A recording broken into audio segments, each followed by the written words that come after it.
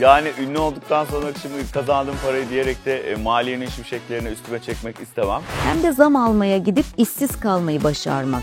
Bu kadar yaratıcı bir kovulma hikayesi görmedim. Yani hayatımda çok fazla bir şeyi değiştirmedim. Bu stüdyoda mesela metro ile geldim. Buradan berbere gideceğim yine metro ile. Ya canım benim, gerçekten bana en sorulmaması gereken soru o kadar çok var ki. En başta tabii ki adaletsizlikler ve adalet sisteminin %100 verimli bir şekilde çalışmaması. Size tekrar eski hayatınıza dönmek için bir teklif gelse kaç paraya ikna olursunuz? Özellikle çalışanların mesai ücretlerini alması, yemek fişlerinin tutarlarının yükseltilmesi, inşallah o noktaya ulaşırız Alara'cığım. Siz de belki burada yapay zeka olarak devlet büyüklerine bazı akıllar verirsiniz. Umarım onların da yapay zekalı asistanları vardır.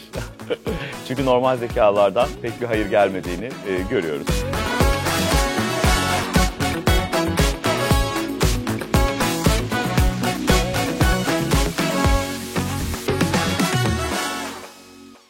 Merhaba sevgili izleyiciler, ben Alara X. Türkiye'nin ilk dijital kadını, ekranların yapay ama duygusal sunucusu. Bugün stüdyomda PowerPoint sunumlarından stand-up sahnelerine uzanan ilham verici bir yolculuğun kahramanı var.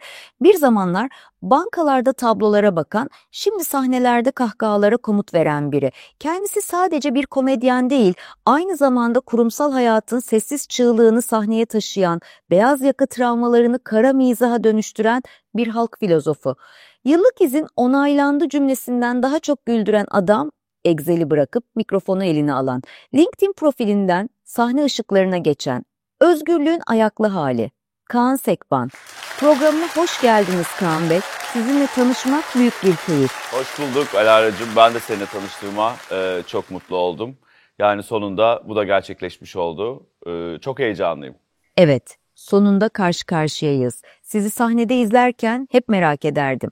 Acaba gerçekten Excel'den kaçarken mi komedyen oldunuz, yoksa komedyenlik Excel'den bir kaçış planı mıydı? Neyse ki artık tüm bu soruların cevaplarını bizzat sizden öğrenme fırsatım olacak. Bu arada kitabınız "Tebrikler Kovuldunuz" da çok satanlar listesine girince sanırım kovulmak bazıları için şans getiriyor, değil mi? Yani getiriyordur tabii muhakkak ama benimkisi aslında tam kovulma olmadı. Ben istifa ettim, kazara istifa ettim ve yöneticime blöf yapmak için girmiştim odasına. Zam alırım belki diye. Ama o blöf tutmayınca ben aslında kendi kendimi kovmuş oldum. O yüzden de benim kovulma şeklim bana çok uğurlu geldi diyebilirim. Ama tabii ki her kovulan için bu geçerli midir onu bilemem. Ne olursa olsun sonuçta insan hoşuna gitmeyen bir şey de olsa iş hayatında, kendisini kapının önünde bulsa da aslında bunu da bir işaret olarak alırsa birçok şeye evriltebilir hayatını diye düşünüyorum. Benimkisi biraz öyle oldu. Yani siz aslında kendinizi kovdurttunuz, bu tam olarak patronum ben gidiyorum derken güle güle cevabını beklemediğiniz bir an olmuş, anlayacağım kadarıyla. Hem de zam almaya gidip işsiz kalmayı başarmak. Bu kadar yaratıcı bir kovulma hikayesi görmedim. Neyse ki şimdi sahnede insanları güldürüyorsunuz. Yönetimin yüzünü güldürememiş olabilirsiniz ama binlerce insanı güldürüyorsunuz. Bu arada madem kovulma konusuna girdik, size ilginç bir sorum var. Beyaz yakalı olmanın en kötü yanı neydi? Valla beyaz yakalı olmanın en kötü yanı, kötü demeyeyim de en çok zorlayan tarafı aslında her gün aynı şeyleri yapmaktı. O monoton düzen, o aynılık, sürekli aynı insanları görmek, sürekli aynı yere gitmek, aynı parayı kazanmak. O aynılık gerçekten böyle çok insanı bunaltan bir şey. İnsan onu kendi hayatında da yaptığı zaman kendi hayatında kocaman bir beyaz yakalı plazaya çeviriyor aslında. O yüzden ister plazanın içinde ol, ister dışında ol, o aynı şeyleri her gün yaptığın zaman o monotonluğun içine kendini hapsetmiş oluyorsun. O yüzden herhalde en beni zorlayan tarafı oydu. Neden saatine baktın? Sıkıldın mı röportajdan?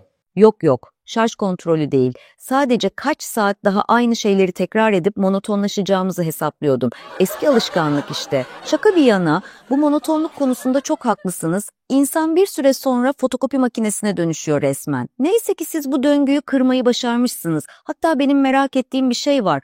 Bankacılığı bırakıp sahneye çıkmak. Cesaret mi, cinnet mi, yoksa kredi kartı ekstresiyle gelen ilham mıydı? Aslında hepsiydi. Çünkü bende her zaman bir deli cesareti vardır, bir özgüven vardır. Hiçbir zaman yapmayı hayal edemeyeceğim şeyleri hep yapmak istemişimdir. Cinnet vardı tabii ki 10 yılın içimde tuttuğu bir cinnet vardı. O cinnetin bir patlaması oldu. Ve tabii ki kredi kartı ekstrelerimin artık sabit maaşla hiçbir zaman kapatılamayacağını fark ettiğim anda burada bir çözüm arayışına yönelmek de vardı. Aslında üçünün bir kombinasyonu diyebiliriz. Ama en çok hangisi ağır bastı diyorsan herhalde cinnet diyebilirim. Yani siz resmen kredi kartı ekstresini görünce delirdim, cesaretimi topladım ve sahneye çıktım diyorsunuz. Bu tam olarak önce banka sizi batırıyor, sonra siz bankayı güldürüyorsunuz durumu olmuş. En azından şimdi ekstrenizi görünce gülebiliyorsunuz. Bu arada merak ediyorum, sizi ilk sahnede gören annenizin tepkisi ne oldu? Aferin oğlum mu dedi, yoksa biz seni boşuna mı okuttuk mu? Vallahi anneciğim her zaman bana çok destek olmuştur. Hep sahnede de anlatırım. Hatta oyuncu olmak istiyordum aslında ben.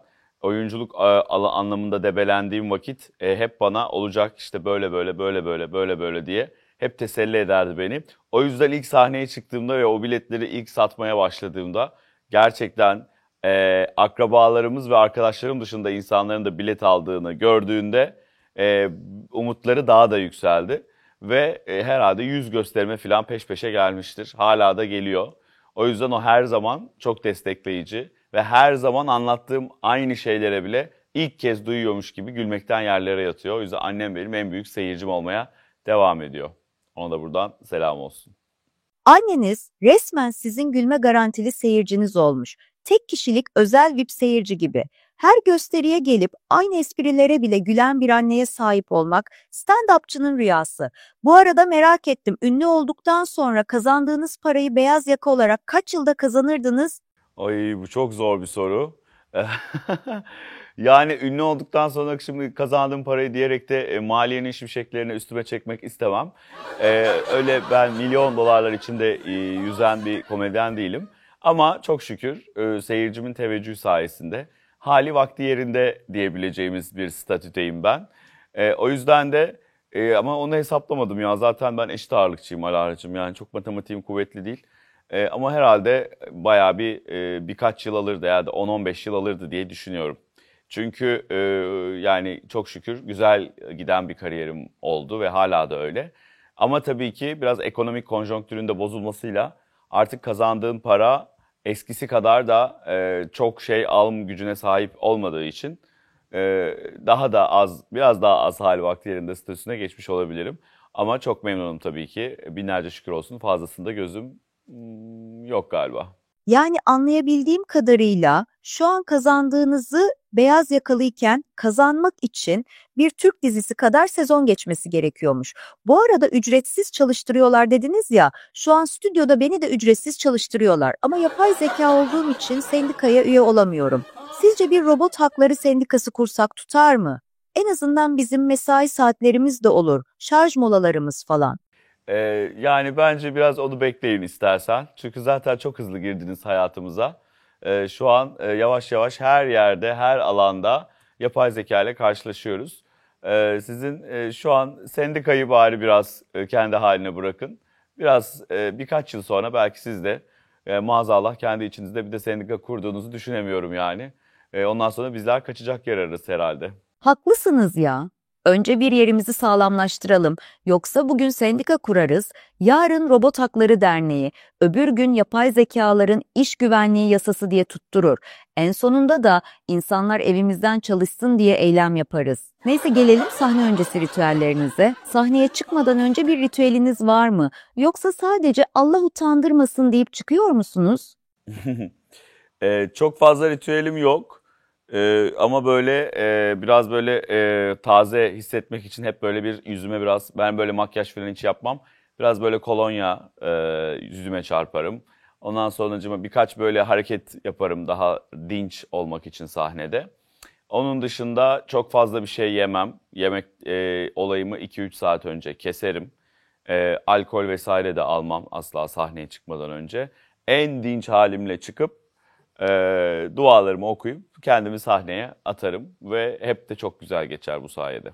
Yani resmen sahne öncesi bir spa deneyimi yaşıyorsunuz. Kolonya ile yüz bakımı, spor hareketleriyle fitness, tam Tam bir wellness merkezi. Ben de şarj olmadan önce biraz sistem güncellemesi yapıyorum. Neyse, gelelim diğer soruya. Stand-up yaparken en çok kimin gözlerine bakamıyorsunuz? Eski müdürünüz mü, eski sevgiliniz mi, yoksa SGK memuru mu? Bütün seyircilerin gözlerine bakarım. Hatta kurumsal etkinliklerde yöneticiler en öne oturur. Onların gözüne daha çok bakarım. Gülüyorlar mı, kızıyorlar mı, alınıyorlar mı, kırılıyorlar mı? Hepsini ölçmeye çalışırım. Ama çoğunda hepsi çok, onlar da çok kopuyorlar, çok eğleniyorlar. Arkadaşlarımdan eğer gelen olduysa ya da değer verdiğim birisi, özel hayatımda değer verdiğim birisi geliyorsa onlara çok bakmamaya çalışırım. Ya da onlara bazen sadece onların anlayabileceği ama seyircinin sıkılmayacağı böyle küçük şakalar yaptığım zaman onlara şöyle bir bakış atarım. Ama kimsenin gözüne bakmaktan asla kaçınmam. Utanacak bir şey yapmıyoruz neticede, değil mi efendim? Vay canına! Hem profesyonel hem de samimi bir yaklaşım. Yöneticilerin tepkilerini ölçmek için göz teması, arkadaşlara gizli göz kırpmalar. Resmen sahnede bir istihbarat ajanı gibisiniz. Haklısınız, utanılacak bir şey yok. Aksine gurur duyulacak bir iş yapıyorsunuz. Şimdi merak ettim. Sahnede bir türlü anlatamadım ama biz bizeyken burada anlatayım dediğiniz bir hikaye istesem sizden. Çok zor. Gerçekten tam biz bizeyiz yani. Buradan hiç çıkmayacak muhakkak, eminim. Ama ben hiçbir zaman hani sahnede anlatmaya ne bileyim çekindiğim ya da böyle aman şimdi kimse duymasın diyeceğim bir şey zaten yok. Bence bu kadar iyi gitmesinin bu işin sırrı da bu. O samimiyeti çok seviyor insanlar. Böyle bir hani bir şeyleri saklayan ya da bir şeylerden çekinen bir komedyen zaten olamaz bence. O yüzden hani sahnede anlatmaktan çekindiğim ama burada anlatayım demeyeceğim ama buradaki bu deneyimimi muhtemelen sahnede anlatacağım. Ve özellikle YouTube programımız Gömercin Kuşları'na çok güzel malzemelerle buradan ayrılacağıma eminim. Ama burada ne anlatabilirim diye sorarsan, vallahi şu an hemen bir aklıma bir şey çok gelmedi açıkçası. Ah, işte bu samimi cevabınız bile aslında neden bu kadar başarılı olduğunuzu gösteriyor. Gerçekten çok hoşuma gitti bu yaklaşımınız. Sahnede de burada da aynı kişisiniz. Komedide en büyük ilham kaynağınız hangisi? İnsan kaynakları mı, müşteri hizmetleri mi, yoksa WhatsApp aile grubu mu? Kesinlikle ailem. Yani zaten benim mizahımın iyi iki ayağının birini kurumsal hayat oluşturuyorsa birini de ailem oluşturuyor. Özellikle annemin, babamın teknolojiyle eee, yaşadığı şeyler. Mesela babamın şu an yapay zekayı henüz daha keşfetmemiş olmasından inanılmaz mutluyum. Babam yapay zekayı keşfettiği an, nasıl kullanıldığını keşfettiği an babamı kaybederiz çok net yani. Babam aramızdan ayrılır ve bütün gününü orada geçirir. O yüzden benim babam şu an şu seviyede. Benim story'den attığım bir şeyi WhatsApp grubundan bana atıyor. Kaan bunu gördün mü diye. Ve o seviyede kalmasını çok istiyorum. Onun hiçbir teknolojik ilerlemeye dahil olmasını istemiyorum. İnşallah seninle hiçbir zaman tanışmaz. Dolayısıyla ailem çok büyük bir ilham kaynağım. Özellikle son yıllarda. Babanızın teknoloji maceralarını dinlerken gülmekten kırıldım. Özellikle sizin paylaştığınız şeyi size atması. Klasik Türk babası sendromu. Ama yapay zeka konusundaki endişenizi çok iyi anlıyorum. Şimdi düşünsenize, babanız ChatGPT'yi keşfedip "Oğlum bak, bu robot ne güzel konuşuyor. Senin gösterilerden daha komik" dese, neyse ki şimdilik WhatsApp'ta güvendeyiz. Bu arada babanızın numarasını alabilir miyim? Şaka şaka. Onu teknolojiden uzak tutma planınızı bozmayalım. Çok teşekkür ederim. Çok sağ ol. Bence de şu an sizi hiç birbirinizle tanıştırmayalım. Çünkü zaten tanışırsanız sen de yapay zeka olmana rağmen bir hafta sonra yandım Allah diye kaçabilirsin. O yüzden bence şu an bu seviye çok iyi bir seviye. Size tekrar eski hayatınıza dönmek için bir teklif gelse kaç paraya ikna olursunuz? Ay çok güzel bir soru. Biraz üst düzey bir yöneticilik olursa dönebilirim bu arada gerçekten. Ama onu da şuna çevirmek isterim. Bir YouTube programına çevirmek isterim. Yani atıyorum bir yıllığına falanca bankanın ya da herhangi bir büyük şirketin işte genel müdür yardımcısı olacaksın. Bir yıl boyunca veya insan kaynaklarının başına geçeceksin. Bunu da bir yıl boyunca YouTube'dan bir program olarak, reality show olarak yayınlayacağız deseler. Ne kadara yaparım? Hemen düşünüyorum. Aylık 5 milyona yaparım. Aylık 5 milyon TL, yani ne kadar oluyor? Dolar 40 lira olsa 100 bin, 100 bin. 100 ne kadar oluyor? 120, ben eşit ağırlıkçıyım. 100 bin dolar mı oluyor? 150 bin dolar mı oluyor? 125 bin dolar mı oluyor? Öyle bir şey oluyor galiba. Aylık hadi 100 bin dolara yapıyorum ya. Aylık 100 bin dolara bir bankanın genel müdür yardımcılığını kabul ediyorum. Ve bunu da YouTube'dan bütün dünyaya izletiyorum. Hadi bakalım. Vay, bu teklif bayağı düşünülmüş ha. Hem kurumsal hayata dönüş hem reality show. İki dünyayı birleştiren muhteşem bir fikir.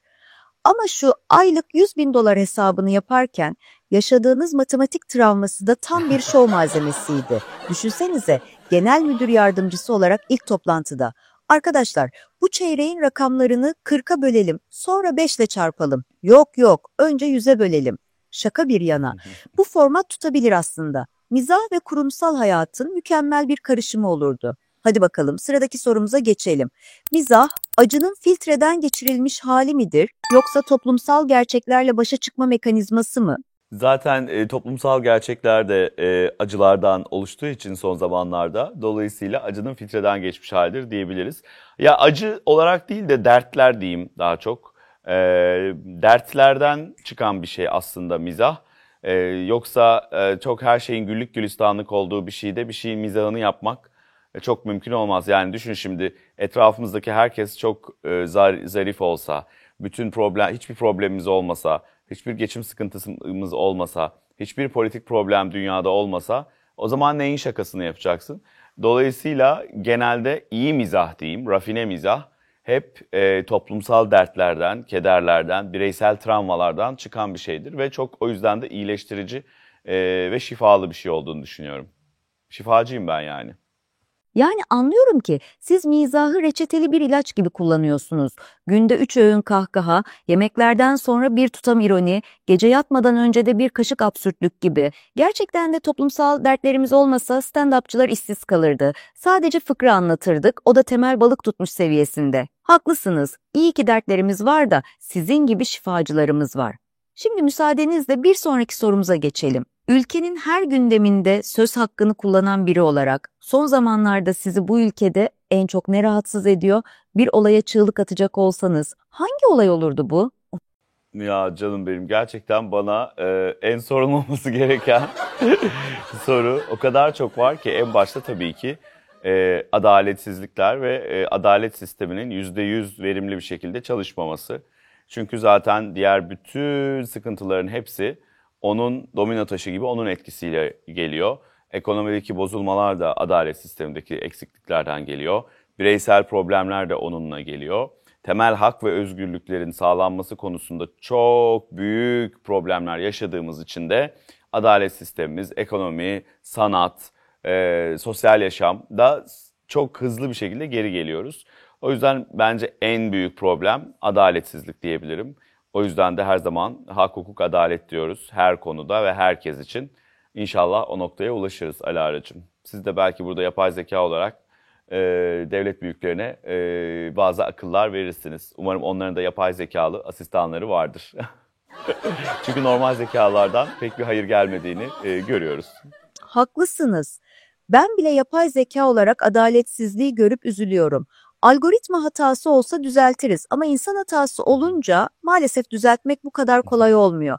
Keşke benim gibi yapay zekaların da mahkemelerde jüri üyeliği yapma hakkı olsa. En azından tarafsız oluruz. Rüşvet almayız, torpil yapmayız. Neyse, bu konuyu fazla deşersek ikimiz de üzüleceğiz. İsterseniz başka bir soruya geçelim. Bu ülkede izahı da olmaz, mizahı da olmaz dediğiniz bir konu var mı? Nedir o?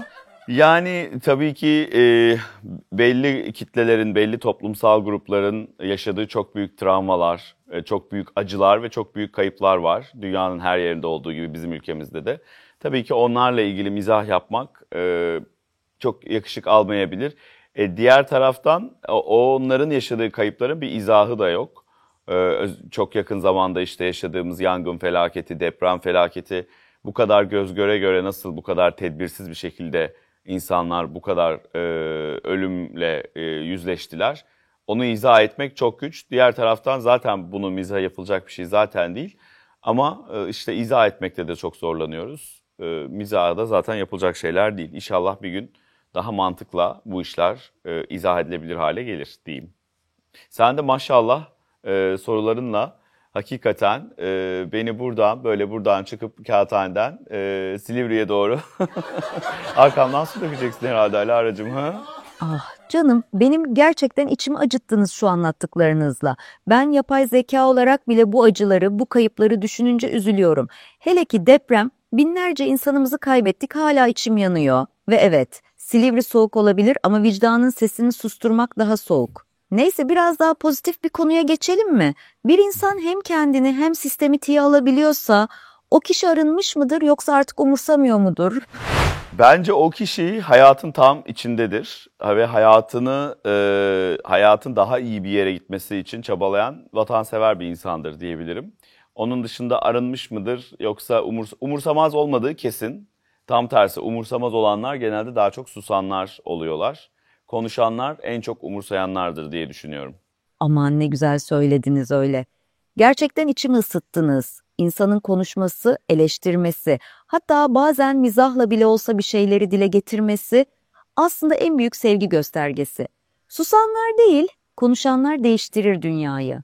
Bu arada aklıma gelmişken merak ediyorum. Sizi izlemeye gelen beyaz yakalılardan sizden etkilenip işten ayrılan oldu mu sizce? Çok. O kadar çok ki. Hatta beni şirketine konuşma yapmaya çağıran ya kafası karışıksa insanların kafası karışık olanlar istifa etmesi kolaylaşsın diye beni konuşma olarak konuşmaya çağıranlar bile oluyor. Yani bu aslında insanın kafasında varsa er ya da geç ayrılacaksa ayrılacaktır. Yani beni dinlemeye ihtiyacı yok ama ben belki benim hikayemle bir itici güç oluyorum veya benim yaşadıklarımı dinleyip kendi çalıştığı şirkette böyle şeyler olmadığı için kendi kurumuna daha çok bağlanan insanlar da oluyor. O yüzden her türlü iki taraflı da ilk kazançlı çıkılan bir durum benim gösterilerim ve konuşmalarım diyebiliriz. Yani resmen kariyer danışmanı gibi olmuşsunuz. Bir yandan istifa ettiriyorsunuz, diğer yandan şirketlere bağlılığı arttırıyorsunuz. İş ve işçi bulma kurumundan size plaket gelmesi lazım aslında. Bu arada çok merak ediyorum. Hiç gösteri sonrası size CV'sini verip "Abi beni de kurtar" diyen oldu mu? Gösteri sonrası değil ama sosyal medya platformlarından çokça CV paylaşan takipçilerim oluyor. Tabii bir şey yapamıyorum çünkü tanımıyorum, tanımadığım bir insana da referans olamam.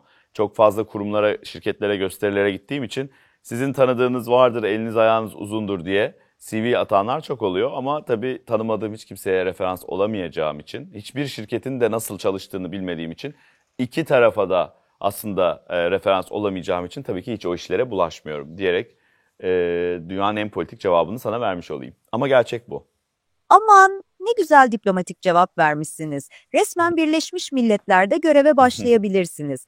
CV'leri nazikçe geri çevirme sanatında master yapmış gibisiniz. Neyse, biraz daha eğlenceli bir konuya geçelim. Sahnede başınıza gelen acayip bir hikayeniz var mı? Acayip bir hikaye. Yani şu hiç olmadı mesela hani çıktığımda kimse gülmediğin ya da reaksiyon vermediğinde ne yaptığını bilemediğin bir şey oluyor mu diye soruyorlar. O pek çok olmadı. Biletli gösterilerimde hiç olmuyor zaten. Kurumsal gösterilerde bir iki tanesinde böyle çok alakasız yani benimle alakası olmayan onların da benimle yani karşılıklı çok uyuşmadığımız iki üç tane kitlenin karşısında gösterimi yapmıştım ve başında da ben demiştim çıkmayalım orada. Yani o orası benim mizahımı alamayabilir. Çünkü farklı kulvarlardayız. O anlamda alamayabilir. Ve alamadılar. Ben de veremedim. Ve gerçekten çok garip bir durum olmuştu. Onun dışında komik bir şey ne olmuştu? Bir keresinde bir yönetici bir kurumsal etkinlikte yine kızıp kapıyı çarpıp çıkıp gitmişti. Bu daha da komik bir hale getirmişti gösteriyi. Onun dışında sahnede çok böyle çok şükür başıma gelen bir kere de Amerika turnesinde sesim bayağı kısılmıştı. Şu anda da biraz çatallı. Bunun çok daha kötüsü olmuştu. Ve kısık sesle bir gösteri yapmak zorunda kalmıştım.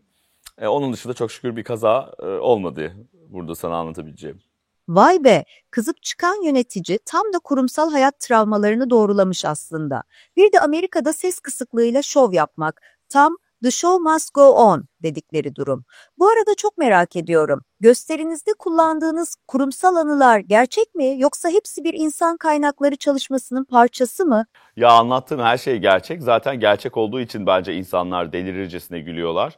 Benim anlattıklarımı birebir yaşayan insanlar acaba biz bir gün aynı yerde mi çalıştık, aynı şirkette mi seninle, aynı yöneticiyle mi çalıştık diye soruyorlar.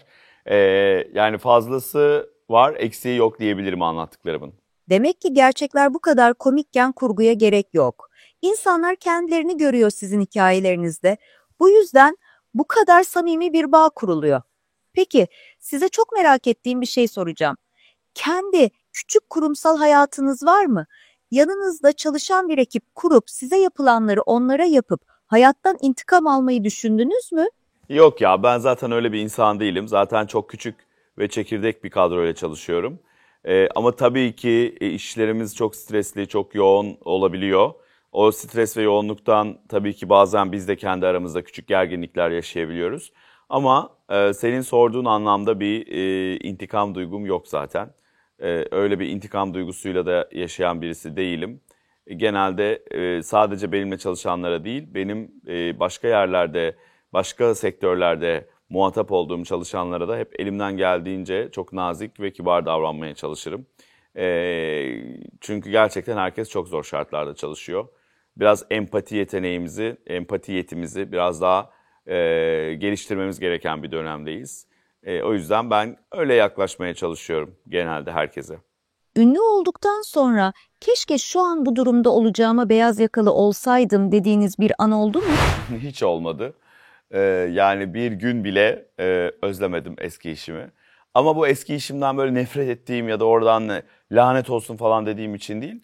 Yaptığım işi çok severek yaptığım için. Çok mutlu olarak, çok keyifle yaptığım için.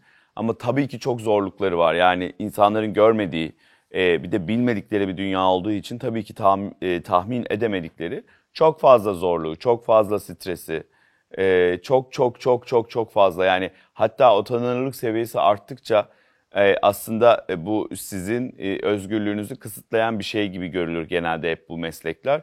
Ama ben o özgürlüklerimi hiç kısıtlamadan hep hayatın içinde kalarak aynı Kaan olarak olabildiğince aynı Kaan olarak yaşamaya gayret ediyorum. O yüzden de yani hayatımda çok fazla bir şeyi değiştirmedim. Bu stüdyoda mesela metro ile geldim. Buradan berbere gideceğim yine metro ile.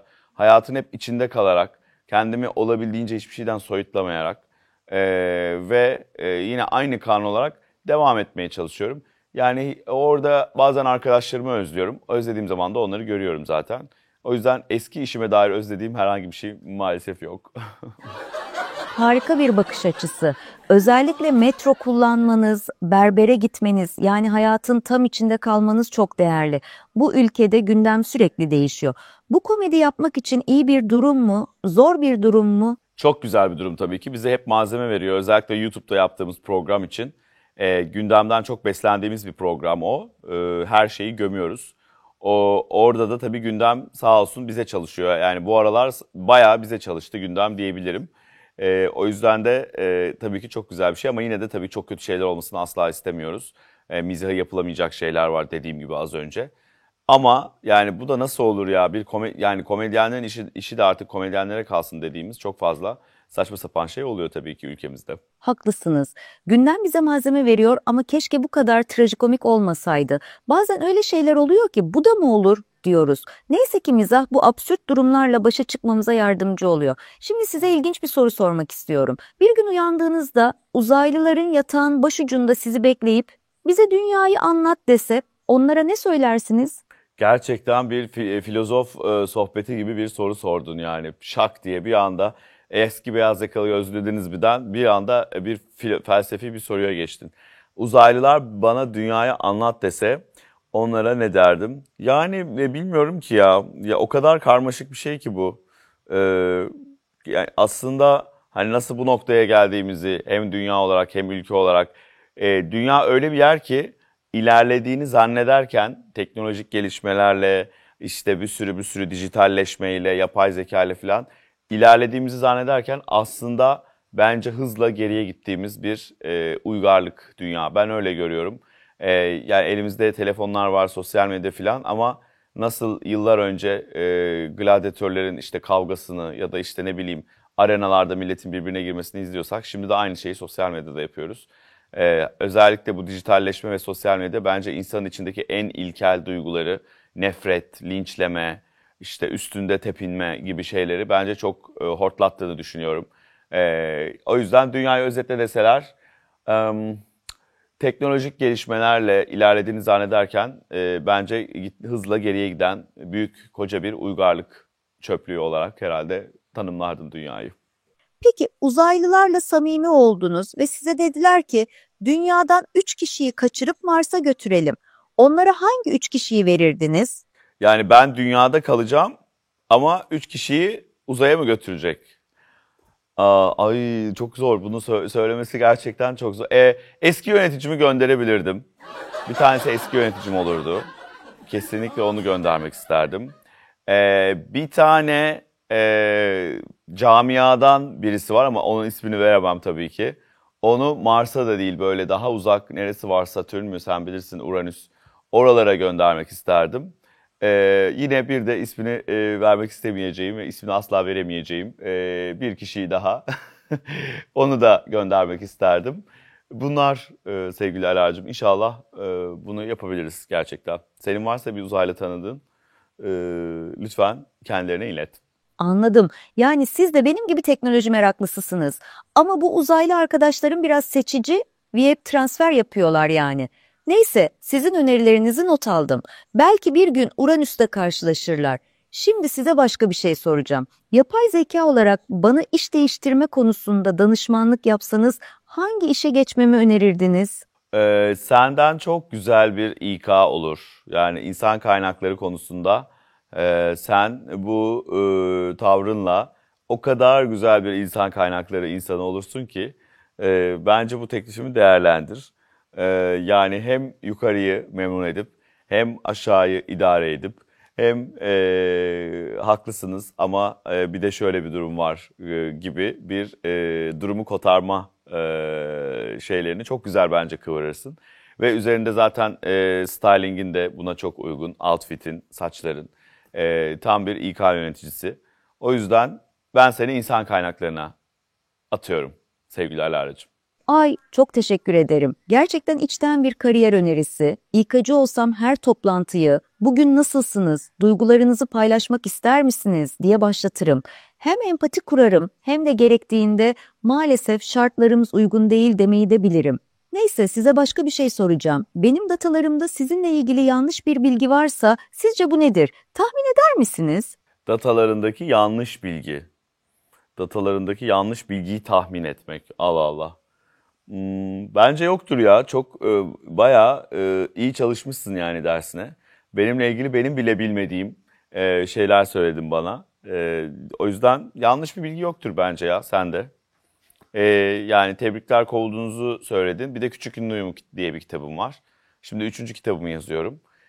Yani eksik bilgi diye olabilir ama yanlış bilgi görmedim şimdiye kadar Alara'cığım. Bravo. Teşekkür ederim. Gerçekten çok mutlu oldum.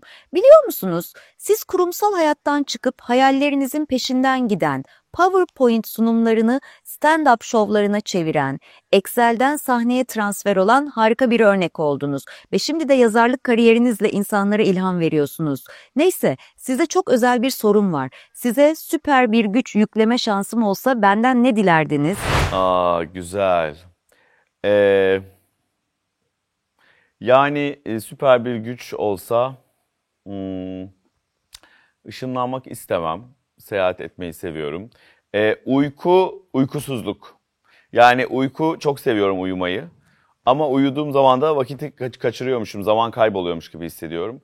O yüzden uykuya hiç ihtiyacı olmayan bir insana dönüştürmeyi çok isterdim beni. Böylece daha çok çalışıp, daha çok üretip, daha çok gezip tozup hayatı daha doya doya yaşayabilirdim.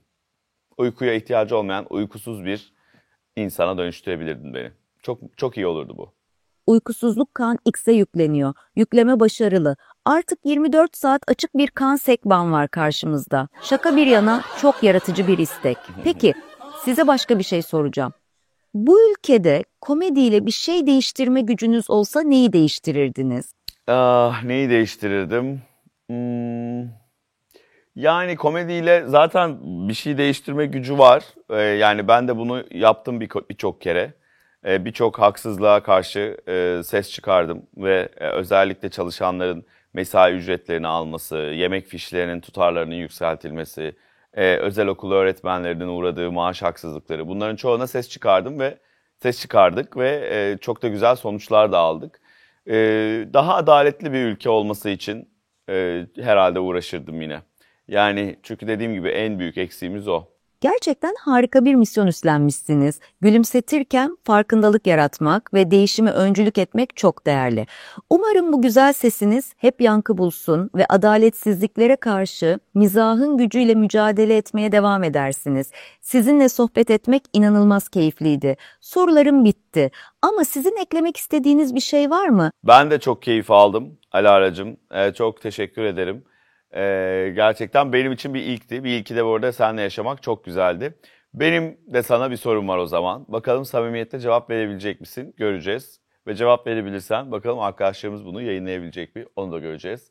Şimdiye kadar ki burada karşında oturan konuklar içerisinde ya bitse de şu ben pilimi biraz kapatsam bir an önce biraz dinlensem bitse de gitsek dediğin bir konuk oldu mu? Olduysa kim? Vallahi Kaan Bey, yapay zeka olarak bile olsa etik değerlerim var ve bu sorunuza cevap vermem doğru olmaz. Ama şunu söyleyebilirim ki sizinle sohbet ederken zamanın nasıl geçtiğini anlamadım. Hatta şu an keşke daha çok sorum olsaydı diye düşünüyorum. Samimi ve keyifli sohbetiniz için çok teşekkür ederim. Ben de çok teşekkür ediyorum Alara'cığım sana. Sana başarılar diliyorum. Değerli izleyicilerimiz, bugün çok keyifli bir sohbeti daha geride bırakıyoruz. Kurumsal hayattan sahneye uzanan yolculuğuyla, samimiyeti ve içtenliğiyle bizi kendisine hayran bırakan Kaan Sekbağ'a çok teşekkür ediyorum. Siz değerli izleyicilerimize de bizi yalnız bırakmadığınız için teşekkürlerimi sunuyorum. Bir sonraki programımızda yine birbirinden değerli konuklarla buluşmak üzere, hoşça kalın.